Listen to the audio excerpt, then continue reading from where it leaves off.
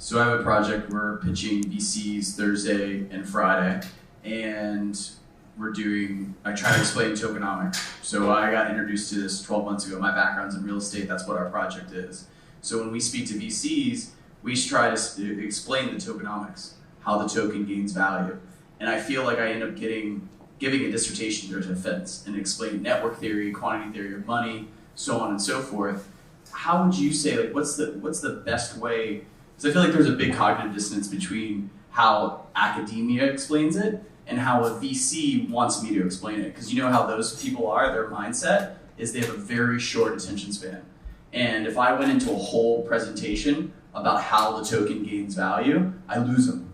And I feel like I'm trying to put an elephant in a barrel in terms of explaining it in a concise, succinct way. So I guess my question to all of you, especially Dr. Herder, is what would you say is the best way to convey that to someone like that? Awesome. So the way, I agree with you, don't talk about formulas. But it's really all about, what are the rights that this token gives you? I mean, they could be goods and services. It sounds like you're tokenizing real estate. Yes. So it's basically, you're going to create this token that can be exchanged on a decentralized protocol, and it's going to give people the rights to a part of a building. I mean, what rights do I get if I'm a token holder? So we're also doing a global listing service, so all the data from all the content, like the people that the source of the content, like the multiple listing service, do a global listing service. So all the realtors, all the brokers, all the firms are providing data. So they're all token holders.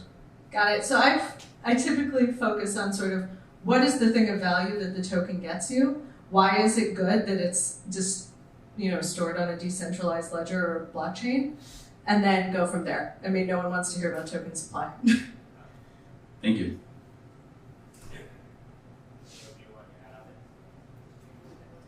Yeah, maybe I can add something on this because I face that problem too. Because like I am an economic finance professor, and I face the same trouble when I teach MBA students because you could go through the math and you lost every one of them. So I think what works usually is just kind of create analogies, right? So, but it needs a lot of hard thinking because like typically you need to think about complicated concept for a long time before you can come up with some analogy that kind of like clicks with the audience. Any other questions?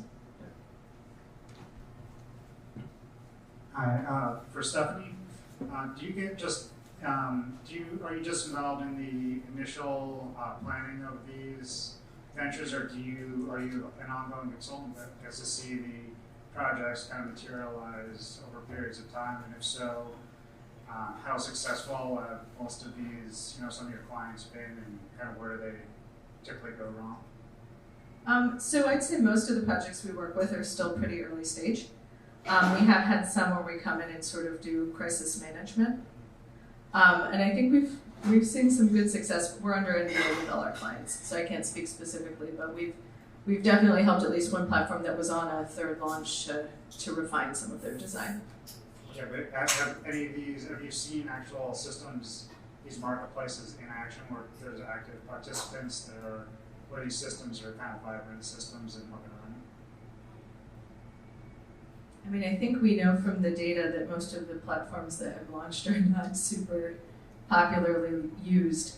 I mean, just to give an example of a platform we're not involved with, but I've seen sort of evolve its economic design is actually OpenBazaar.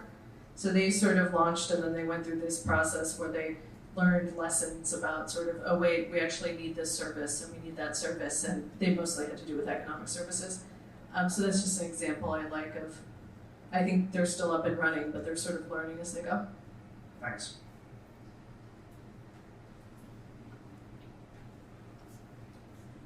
Thanks for the great presentations. Do you guys run any ecosystem funds, or do you help organizations run ecosystem funds? And what are some best practices for this and in relation to economic design here?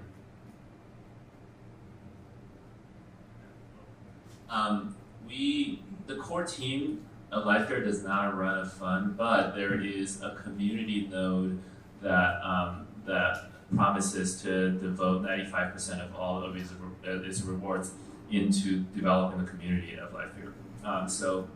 Which is a really interesting way to think about this inflation-based incentive, right?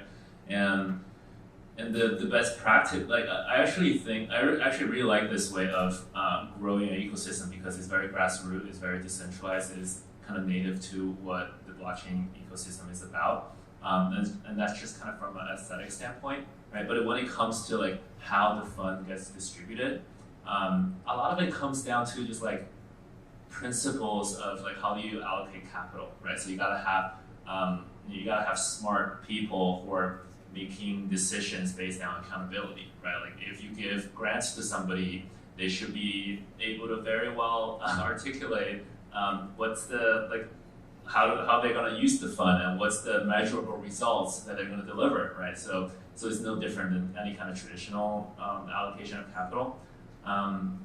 But in this decentralized world, one thing that's interesting is if you're allocating the asset that's the native token of your project, you're actually allocating ownership of your network, right? And if there is an inflationary mechanism in your network, you're essentially giving somebody this like golden egg that continually mints token, right? So and that creates a very strong economic alignment between the grantee and the project, and I think it's really interesting. But on the other hand, those people the reason they need the funding is because they probably need fiat, right? So how do you I'm asking a question here. So how do you? By the way, we don't have an ecosystem fund yet, so this is also something we're interested to learn as well.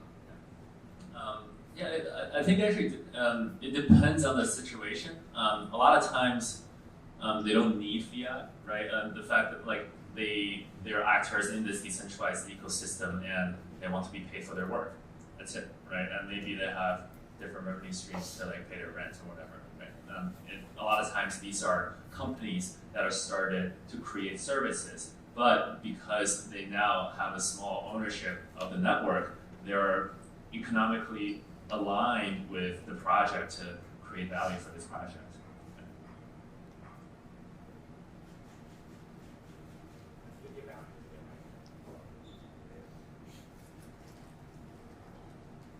Hi, thanks for the great presentations. So we operate a consulting firm that essentially marries some of the principles of design thinking with thinking in terms of blockchains and figuring out kind of like what you identified as like the value proposition there. So exploring use cases and bringing people to the point where they actually get to think creatively about like how a cryptoeconomic design would actually address that issue that they come up with.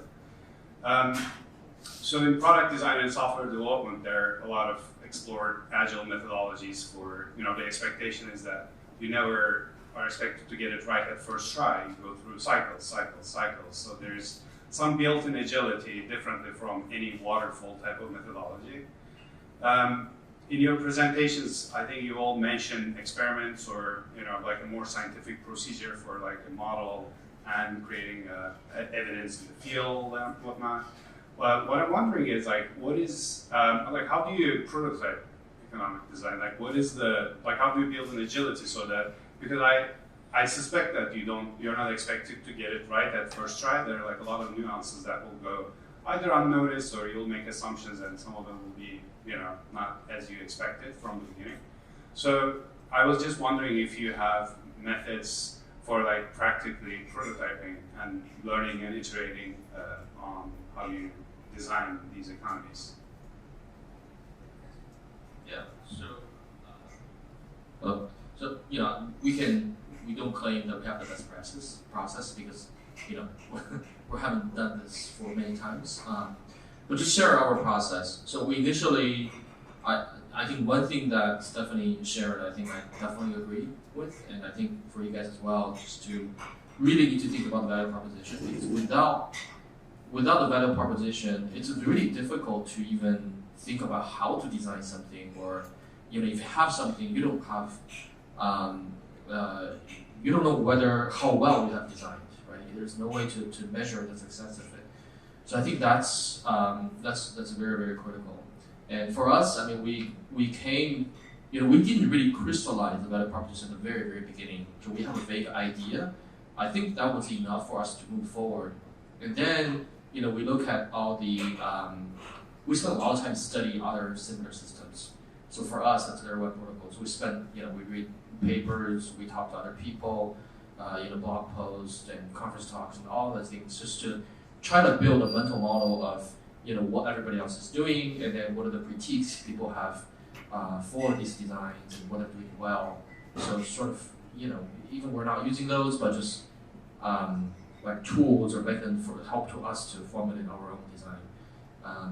And I think from there, if you know our value proposition, then I mean, before anything else, we'll just zoom in. I think in design, there's a concept called epicenter design. So instead of trying to think about, everything, this corner, how to do that, so that's usually like web-based design, right? So instead of thinking about what font we're going to use and what, size or colors, and there's just so many details. So we just say, okay, let's zoom out all these, blur all these things, and look at the most important thing for us, and how do we get the shape of that right? And then we went through, so because we don't have to think many other things, so we went through many iterations just on that. And to go to a point where we're happy, and then slowly all the other things sort of emerge as well. And most of them, and we didn't really have to think, tweak a lot. They just, common practice to solve this, and common practice other people use, and probably, good enough for us as well, because that's not how we differentiate anyway. So that's sort of our process.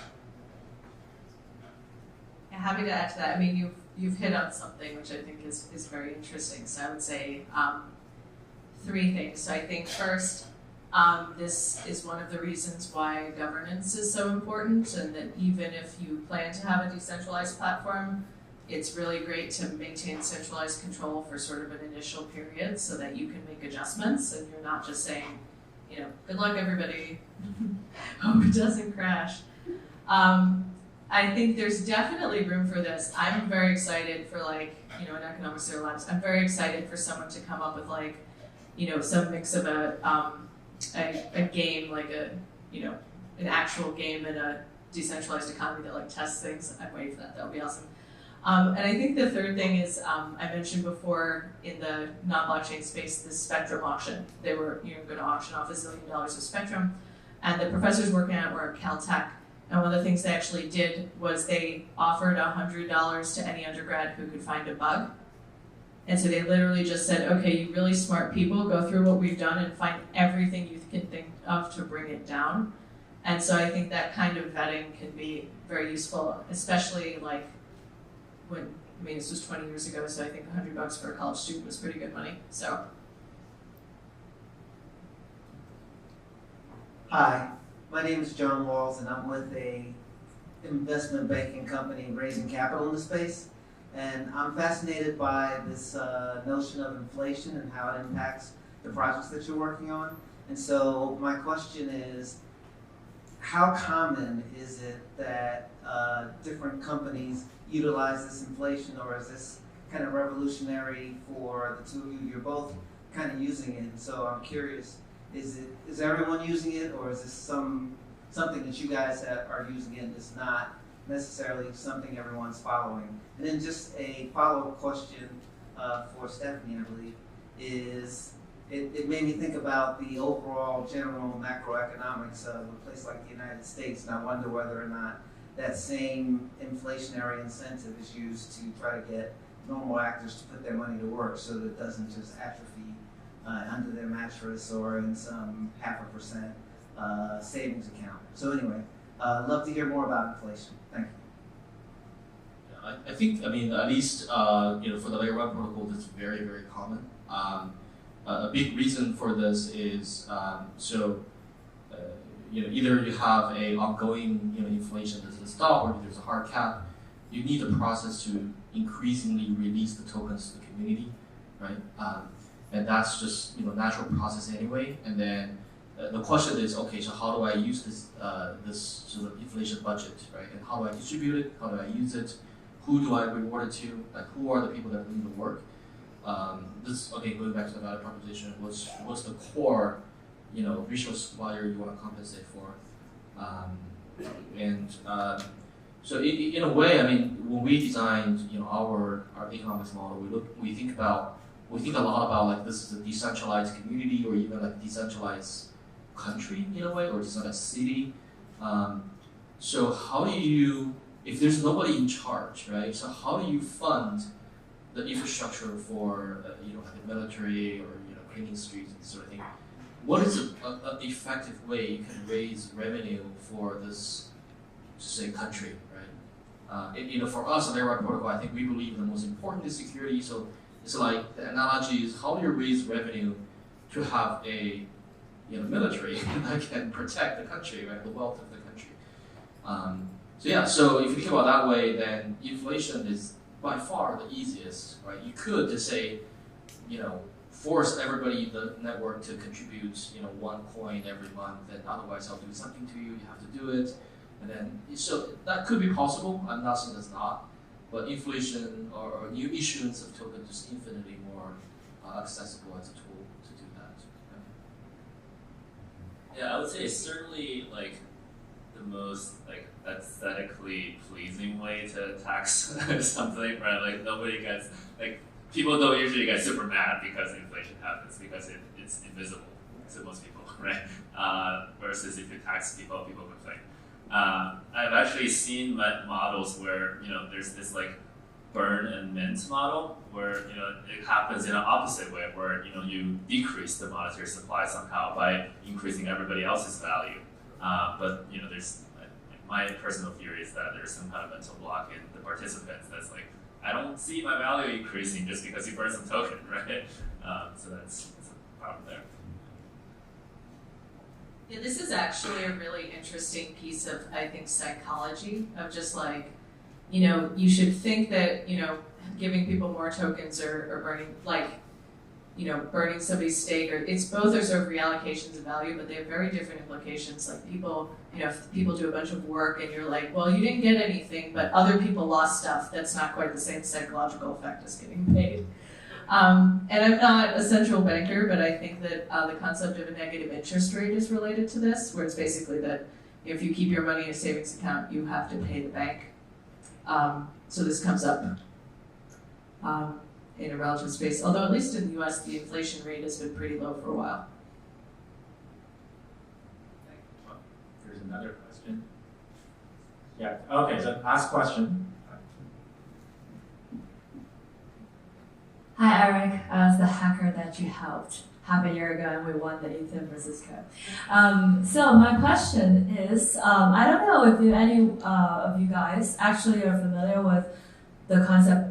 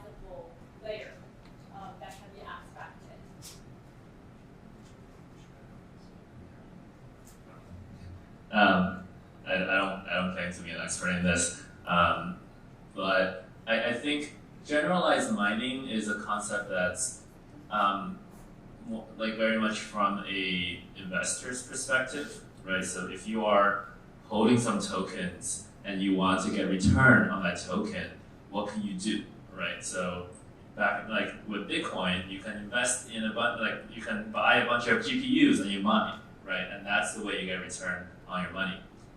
In these new networks, if you hold tokens, before generalized mining, you just hold the token, so you had no way to get more tokens from the token that you have.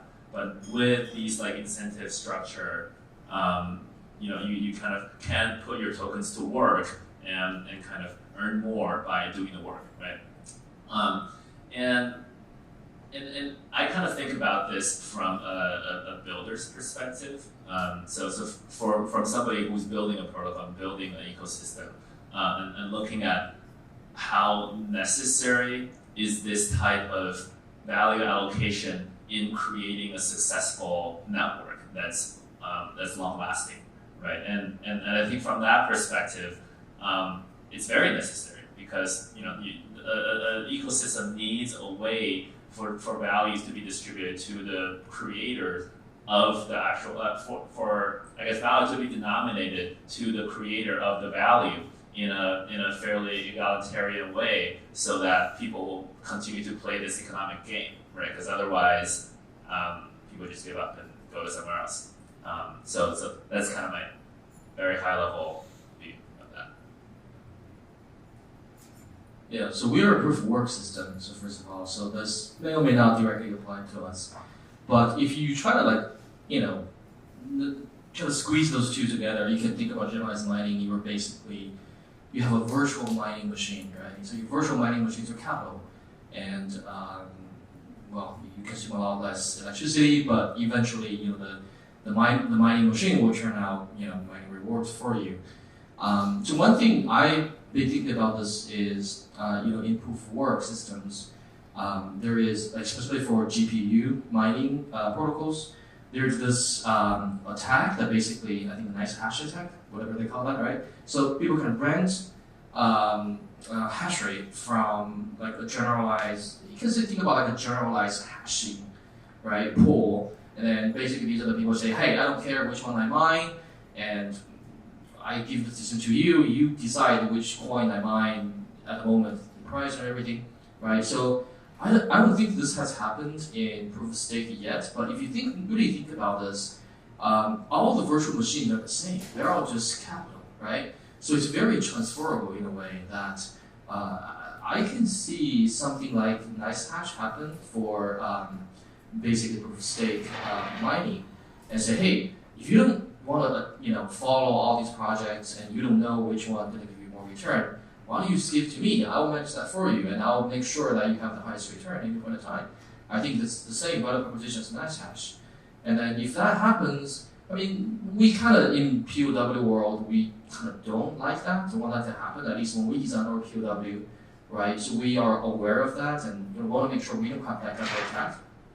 But I would like to see, like for generalized mining or proof of stake world, how people think about this attack vector, because capital can all of a sudden come in and all of a sudden go out, just because it can be rented very, very cheaply in abstract memory in a way. Yeah.